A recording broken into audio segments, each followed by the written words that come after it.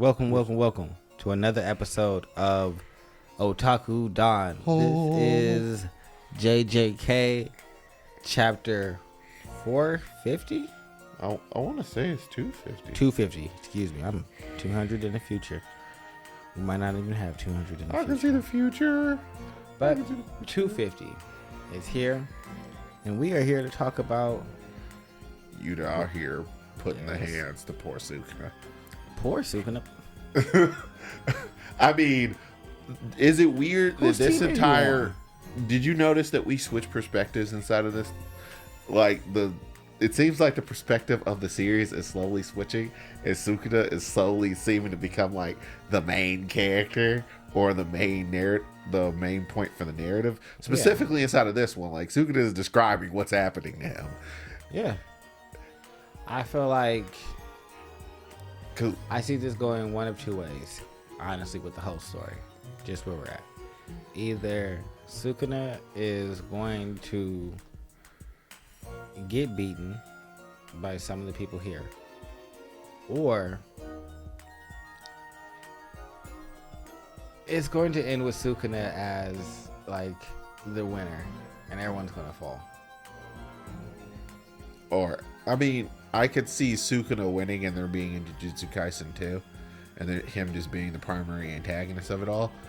Or I think I guess it's just gonna end it on Sukuna. Like, no. That I don't know if Jonas Shonen Jump would let that slide. Villains don't win in Shonen Jump unless they become friends with the main character. That's then you not become happening. Yeah, no, that they're. He I does can't not want to be friends with Yuji at all. He doesn't even like Yuji. Yes, and even if he offered, it's just like, I think I'm gonna come over to your side. Walks over to him, Yuji immediately decks him right in the freaking face. It's just like, this isn't gonna slide. Not at all. But on to the chapter. We get an explanation for what Yuta's domain expansion does, and it allows him to choose any one of the domain expansions that he knows of. Well, any of the powers that he knows of. Any of the powers that he knows of to make that his domain expansion sure hit effect.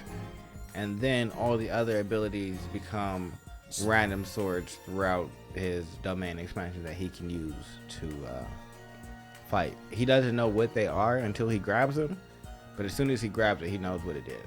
Yep, so that means he pretty much free flows an entire combat style. As he's picking up swords, you have no idea what the next power is. Sukuna overall believes that he has a grasp on what Yuta's capabilities are. I don't know why he would assume that. I guess he never really got the explanation for how Gojo goes about everything. Because it's just like, well, there's no way he can just keep using this barrier. It doesn't really make any sense that he can. Because, like, he's going to nuke his brain. Well, Yuta's reverse curse technique is actually better than Gojo's reverse curse. But I don't think he's using infinite. I don't think he's using infinity. I think that Sukuna thinks that he can't use infinity, and I don't think that that's the truth. I think infinity is in one of the swords, and Yuta is just waiting to use it and is using different things before he uses infinity again. Like, I think that he's trying to surprise him with things that he hasn't seen himself go up against, like Cleave.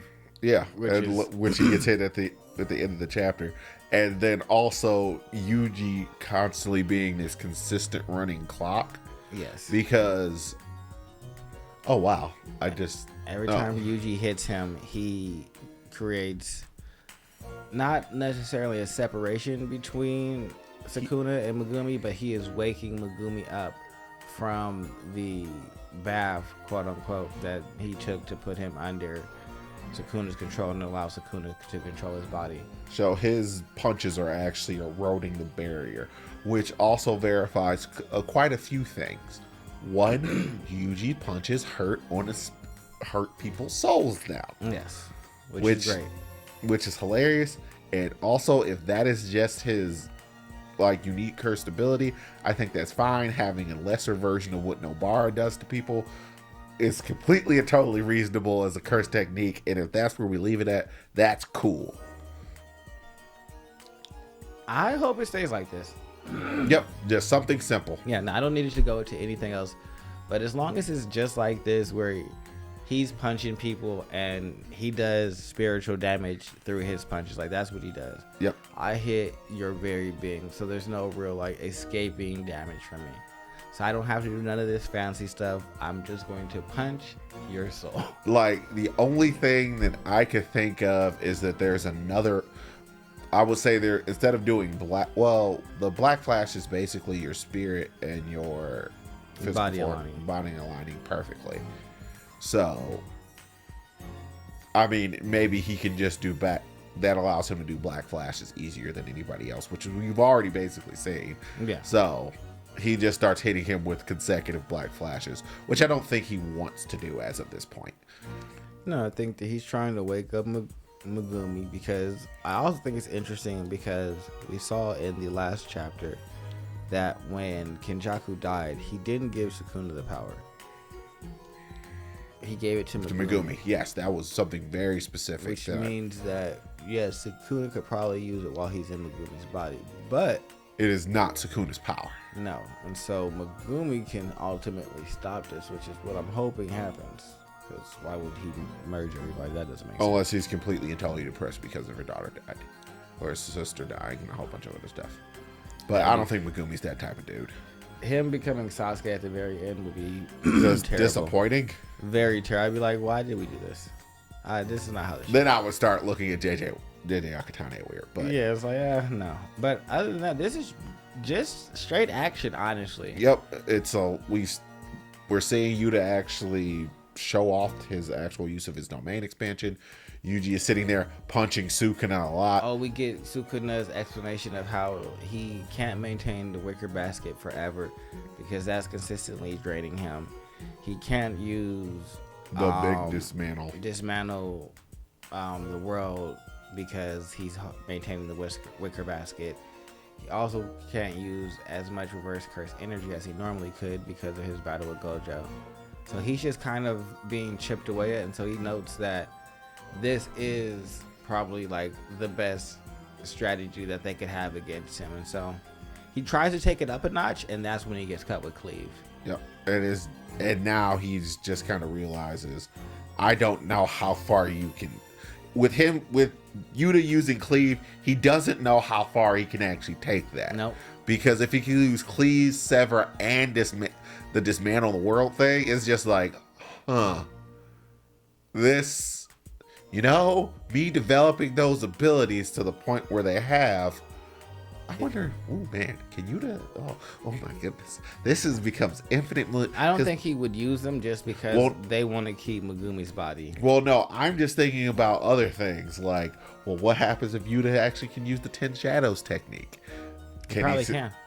Does that? Well, can he summon Maharaka? It's just like, I mean, he might have to defeat it. But I think Yuta might actually be able to defeat Maharaka. I mean, if he uses Rika, yeah. But that's a whole other thing. Yeah, that's completely different. I have literally, my brain is literally what now. Yeah, but I would love to see him to do some voice stuff, because that's my favorite ability inside of the Bento. Yeah, him just speaking and like when he was just like stomp, crush, and he just really be destroying things. We never actually really got the chance to see him cut loose. Yeah, that's what I would like to see. But anyway, other than that, this has been Otaku-tan JJK 250. I'm just Charles. He's Sleeping Melbourne. Like, subscribe, comment, share, do all the things. We do. Bye-bye.